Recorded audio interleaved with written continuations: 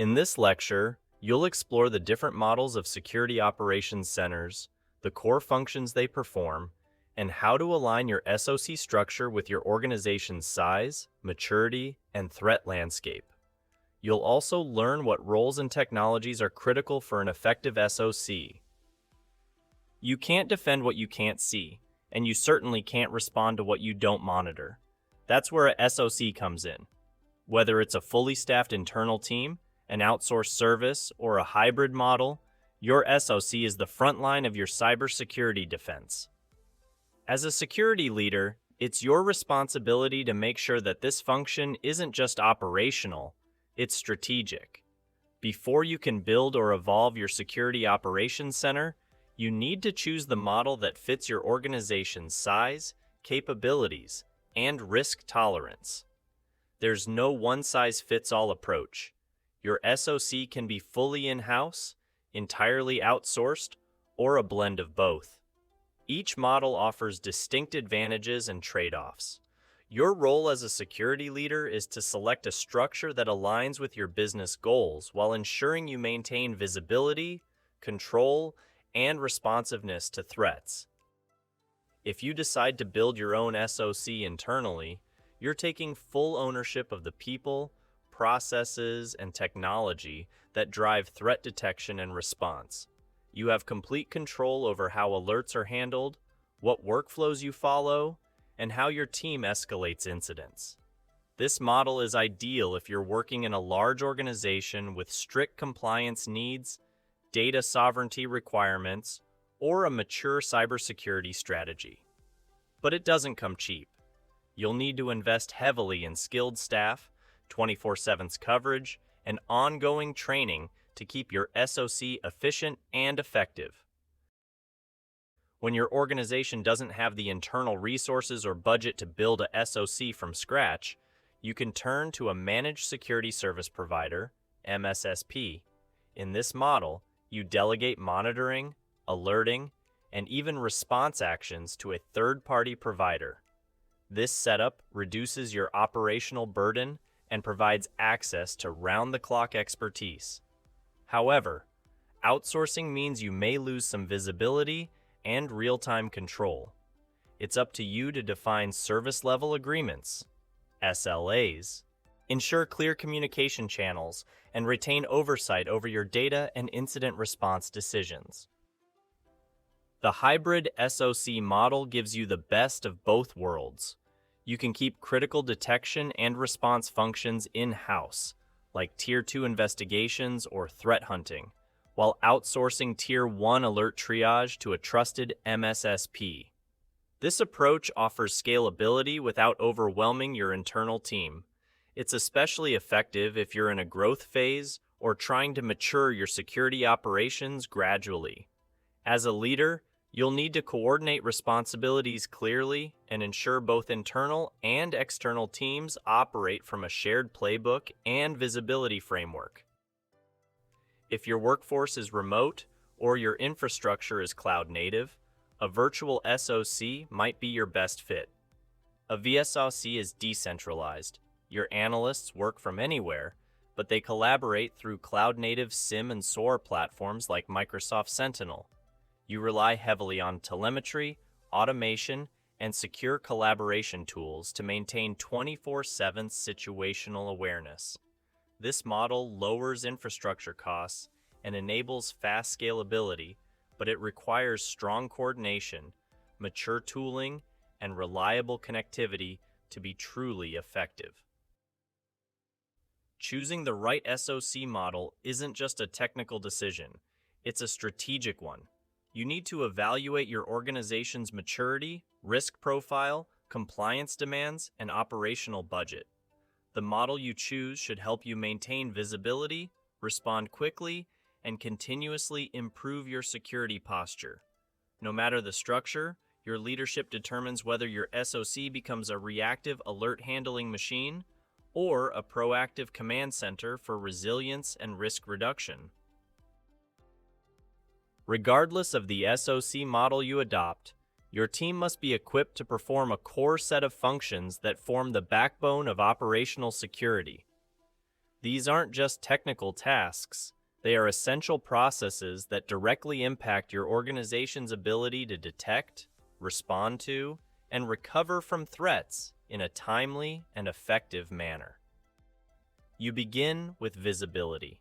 Your SOC must continuously monitor logs, alerts, and telemetry from all parts of your environment, whether it's endpoints, cloud platforms, identity systems, or network devices. Monitoring isn't passive. It's a real-time process that ensures you're always aware of what's happening across your attack surface. Without this foundation, the rest of your SOC capabilities simply can't function. Once you're monitoring effectively, your next goal is to detect threats as early as possible. You achieve this by applying correlation rules, leveraging behavioral analytics, and enriching alerts with external threat intelligence. As a leader, you need to ensure your detection capabilities evolve with the threat landscape. Static rules aren't enough. You want dynamic, context-aware detection that filters out noise and prioritizes real risk.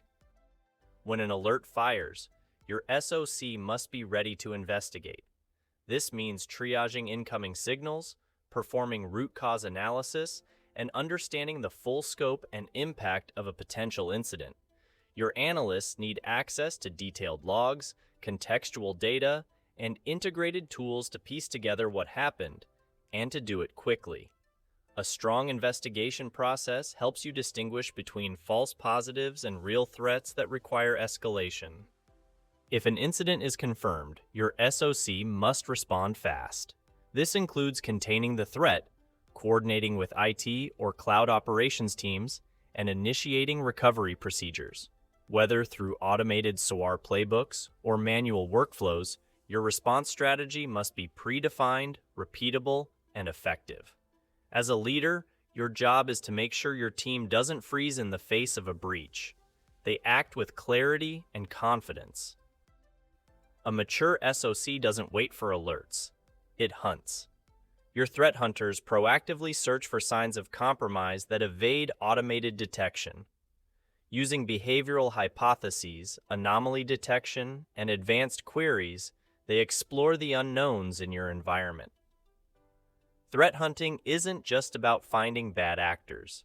It's about sharpening your tools and building a deeper understanding of your network's behavior. You need to communicate what your SOC is seeing and doing. This involves generating regular reports for leadership that highlight threat trends, response timelines, alert volumes, and overall SOC performance.